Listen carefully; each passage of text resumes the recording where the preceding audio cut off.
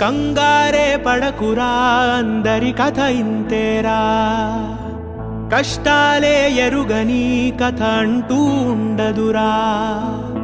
కన్నీళ్ళే దాటని కళ్ళేవీ లేవు కదా. కల్లోలం జరగని బ్రతుకంటూ ఉండదుగా. ఆ దైవం ఎప్పుడు ఆడే ఆటే ఇదిరా. ఏ పుస్తకము నేర్పించని పాఠం ఇదిరా. నీతో నువ్వు యుద్ధం చేస్తూ సాగాలిరా.